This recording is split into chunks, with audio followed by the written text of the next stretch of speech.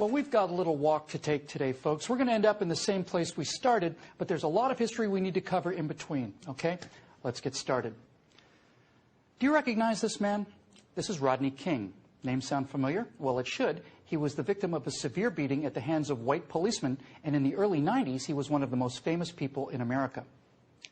Now, what about this man? Do you know who he is? His name is Kenneth Gladney, and he too was beaten.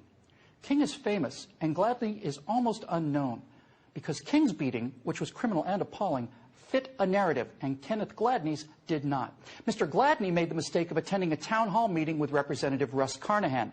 Now, President Obama, facing rising criticism of his radical health care reforms, promised congressional Democrats that, quote, if you get hit, we'll punch back twice as hard. Now, part of that punching back strategy was to have members of the Service Employees International Union attend these town hall meetings in defense of Obamacare.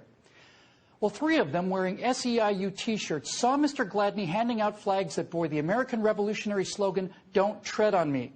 Now, when Mr. Gladney offered one of the SEIU members a flag, he replied, "What kind of nigger are you to be giving out this kind of stuff?"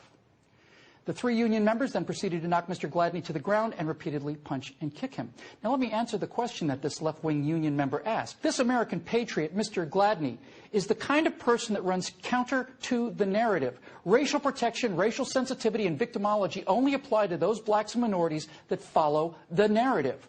That's why you'll never see Mr. Gladney on the cover of Time or Newsweek or the New York Times. Now, what do I mean when I say the narrative? Well, let's turn to MSNBC. Greg Gutfeld and the folks at Hot Air are trying to keep alive a remarkable story. Take a look at this segment run on MSNBC at 10:45 a.m. on August 18th of 2009. A man at a pro-healthcare reform rally just outside wore a semi-automatic assault rifle on his shoulder and a pistol on his hip. The Associated Press reports about a dozen people in all at that event were visible.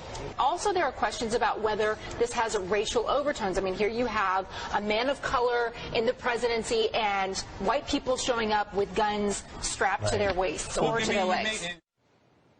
And the gentleman with the assault rifle, representing the angry, ugly face of white racist America come to lynch the black president, the man whose face we never see but whose rifle and handgun are used to make the case, who is this horrible bigot? Oh, it's this man. And what is his hateful, racist, lynch mob reason for attacking the president of color? I'm absolutely, totally against healthcare. Healthcare in this way, in this manner, stealing it from people. I don't think that's appropriate.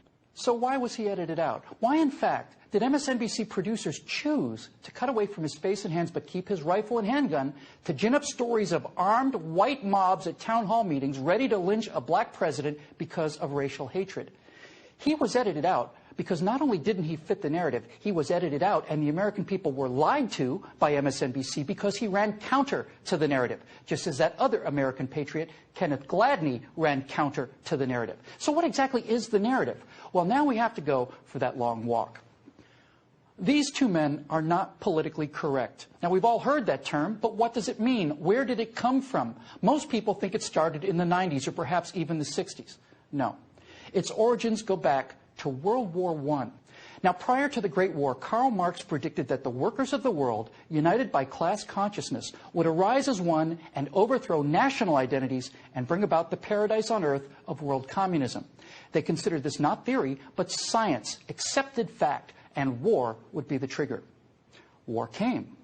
The biggest, most appalling, most horrific war imaginable came. But communist revolution only came to agrarian, backwards Russia, which was practically a feudal country, and not to the modern, capitalist, industrialized nations like England and Germany and the United States, as communist science had assured the world that it would.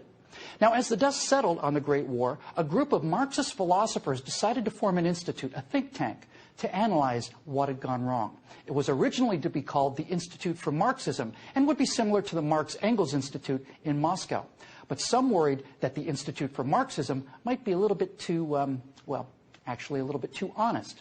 So they decided instead to name it the Institute for Social Research. Based at Frankfurt University in Germany, the Institute for Social Research opened its doors on July 22, 1924, and over a short period of time, this Marxist brain trust became known simply as the Frankfurt School. The Frankfurt School's problem was very simple. The workers, seduced by the material successes and general prosperity provided by capitalism, were too blinded, that's the word they often used, blinded, by this prosperity and relative well-being to recognize their class consciousness and bring about the communist revolution. Someone else would have to be the vanguard. But who? Now, while these Marxist intellectuals are trying to figure out who the new vanguard of the revolution was going to be, another problem arose. Nazism was on the rise in Germany. Many of these intellectuals were Jewish communists, doubly unwelcome in Hitler's Third Reich. So in 1934, they moved the Institute for Social Research out of Frankfurt and took refuge in America, specifically at Columbia University in New York City. The Institute for Social Research remained at Columbia until 1951, when it returned to Europe. Presumably, it wasn't very far from the Columbia School of Journalism, which awards the Pulitzer Prize. But it was while it was here in America that the Institute, still informally known as the Frankfurt School, did its most important work. The great insight gained by the Frankfurt School was to divorce Marxism from economics and marry Marxism to the culture. And the fruit of this fundamental change in strategy is known as critical theory. Now, the theory of critical theory is simply to criticize. I know it sounds silly when you put it so plainly, but really, that's all there is to it. You see, the Frankfurt School found their new vanguard for the revolution against Western civilization, and it was going to be the dispossessed. The beauty, the genius of critical theory was twofold. First, each area of critical theory could appear to be unique and self-contained. For example, feminism could attack Western culture from the perspective of its oppression against women, and that oppression must be unique to Western culture. No mention was made of what the ancient Chinese or the Aztecs or the Persians or anyone else, how they had treated women. Only the oppression of women in the West was on the table. Likewise, African American studies would only criticize American slavery, as if slavery were unique to America. The genuine horrors of American slavery and its consequences was a powerful weapon against traditional culture, as was the example of Rodney King. But to quote the black African King Gezo, who said in the 1840s, quote, "The slave trade is the ruling principle of my people. It is the source and the glory of all their wealth. The mother lulls the child to sleep with notes of triumph over an enemy reduced to slavery."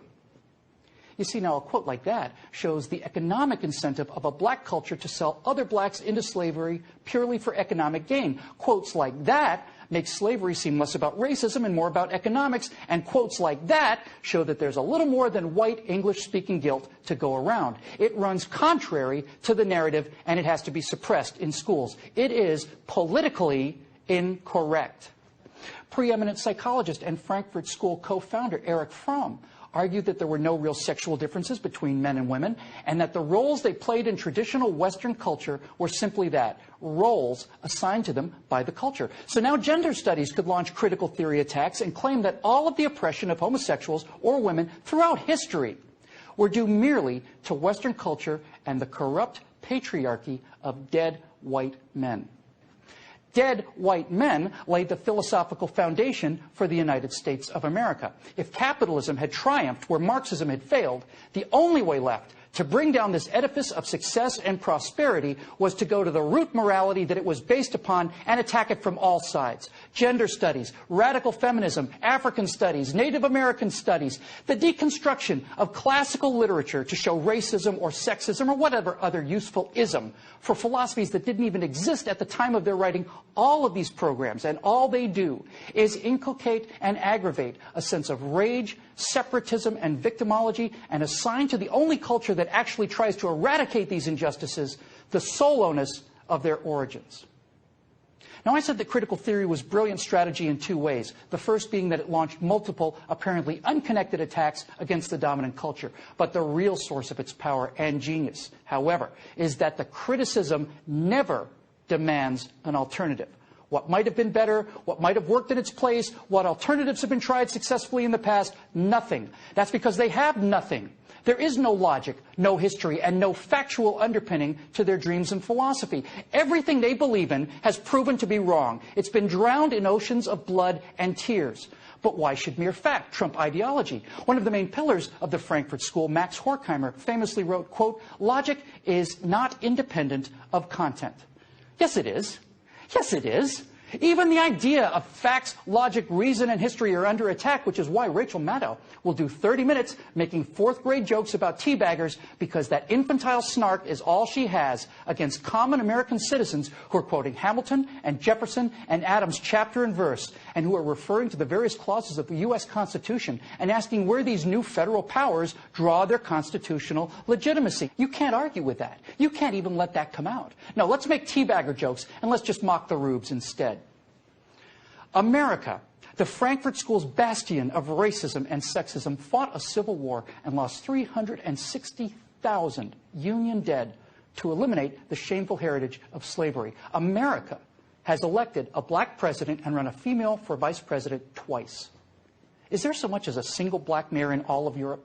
Are there even any black people living at all in China? None of that matters. It's off the narrative, in the same way that Kenneth Gladney is off the narrative being that President Obama's radical socialization of American healthcare, and in fact the entire economy, is opposed only by a small group of rural, white, ignorant, paid, gun-toting lunatics driven by a racial hatred for a black president. That's the narrative, and it will be maintained, even if it means MSNBC producers and executives have to work throughout the night or over the weekend, finding the footage they need to tell the story and excising those faces and hands that inconveniently get in the way.